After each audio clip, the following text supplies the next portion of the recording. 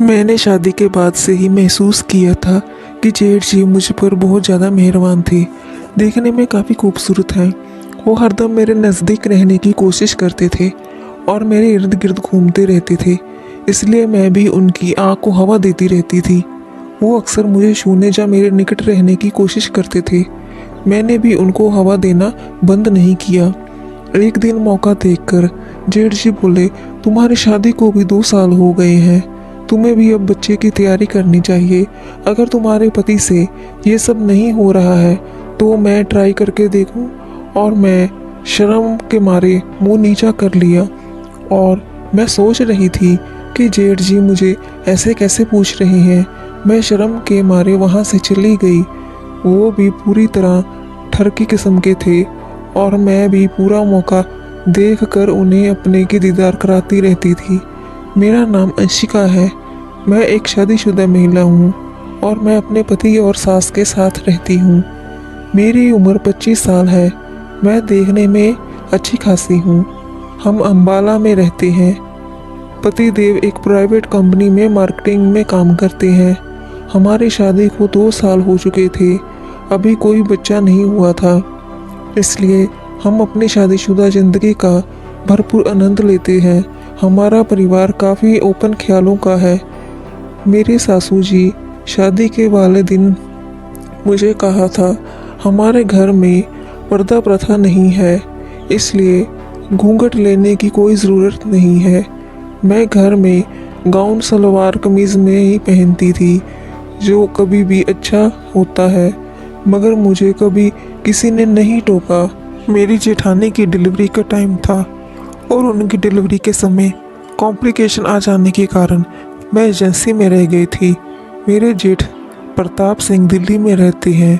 उनका कारों का बिजनेस है। मैंने शादी के बाद से ही महसूस किया था कि जेठ जी मुझ पर कुछ ज़्यादा ही मेहरबान थे। देखने में काफ़ी खूबसूरत हैं। वो हरदम मेरे नज़दीक रहने की कोशिश करते थे और मेरे इर्द गिर्द घूमते रहते थे, इसलिए भी मैं उनकी आँख को हवा देती रहती थी। वो अक्सर मुझे छूने या मेरे निकट रहने की कोशिश करते थे। मैंने भी उनको हवा देना बंद नहीं किया और खुद भी चांस में रहती थी और खुद उनको हवा भी देती रहती थी। मैं भी मौका देखकर उन्हें अपने के दीदार करा देती थी। जेठानी जी बड़ी ही प्यारी महिला हैं। मेरी जेठानी भी बहुत सुंदर लगती हैं। मेरी उनसे काफ़ी पटती है। पति से प्यार के मामले में वो काफ़ी खुले विचारों वाली महिला हैं। हम दोनों उस दिन सुबह 10 बजे दिल्ली पहुँचे। सीधे हॉस्पिटल गए। पम्मी दीदी एडमिट हो चुकी थी। तुम्हें वापस जाना था, इसलिए तुम दीदी और जेठ जी से मिलकर मुझे भी वहीं छोड़कर निकल गए। मैं वहीं पर 12 बजे तक बैठी रही। तभी जेठ जी ने आकर घर को चलने को कहा। दीदी के लिए खाना बनाकर भेजना था। विजिटिंग आवर्स भी ख़त्म हो रहे थे, सो मैं जेठ जी के साथ घर के लिए निकल पड़ी। कार में बैठते हुए जेठ जी ने कहा, पम्मी का पिछली बार मिसकैरेज हो गया था, इसलिए इस बार हम कोई भी रिस्क नहीं लेना चाहते हैं। फिर मुझे देखते हुए मुस्कुरा कर कहा, तुम्हारी भी तो शादी को 2 साल हो गए हैं, अब तो तुम्हें भी बच्चे की तैयारी शुरू कर देनी चाहिए। अगर तुम्हारे पति से ये नहीं हो रहा है तो मैं ट्राई करके देखूं। और मैं शर्मा कर मुंह नीचे कर लिया। मैं सोच रही थी कि जेठ जी मुझे ऐसा कैसे पूछ सकते हैं। शर्म के मारे मैं मुंह नीचे कर लिया। मैंने शर्म कर नीचे देखने लगी। जेठ जी बोले, क्यों, तैयारी चल रही है कि नहीं? मेरी और मुस्कुराते हुए उन्होंने देखकर कहा। मेरी नज़र उनसे मिली तो मैंने मुस्कुरा कर नज़रें झुका ली। उन्होंने अपनी बाहों फैलाकर मेरे कंधे और उंगलियों से मेरे गाल को। जेठ जी बोले, अगर संजीव से नहीं होता तो क्या मैं ट्राई करूं? मैंने हल्के से उनकी ओर खिसक कर अपना सर उनकी बाहों पर रख दिया। वो उस तरह से मेरे गालों और मेरी जुल्फ़ों से खेलने लगे। उसकी हाथ मेरी गर्दन को हल्के। कुछ ही देर में घर पहुंच गए। जेठ जी नीचे उतरकर मेरी कमर में हाथ रखकर घर तक ले गए। घर के अंदर घुसते ही मैंने एक हाथ से उन्हें रोका, कहा कि कोई जल्दबाजी नहीं है, पहले दीदी के लिए खाना बना दूं, आप तब तक नहा लो। कहकर मैं उनकी बाहों से उन्हें धकेलते हुए बाथरूम में ले गई। मैंने जल्दी जल्दी खाना तैयार करके टिफ़िन में पैक कर दिया। जेठ जी तैयार होकर आए और खाना लेकर हॉस्पिटल चले गए। फिर मैंने खूब जी भर कर नहाया, बदन को तौलिए से लपेट कर बाहर निकली। मैं सोफे पर बैठकर मैगज़ीन के पन्ने पलटने लगी। बार बार आंखें दीवार पर घड़ी पर जा रही थी। कोई 15 मिनट बाद उनके गाड़ी की आवाज़ सुनकर मैं सतर्क हो गई। आईने में अपने सौंदर्य को बार बार निहारा। आज जेठ जी पर बिजली गिराने के लिए पूरी तरह तैयार हो गई थी। बेल बजते ही दोबारा दरवाज़ा खोलकर उन्हें अंदर आने दिया। मुझे ऊपर से नीचे तक वो गहरी नज़र से देखते हुए हल्के से मुस्कुराने लगे।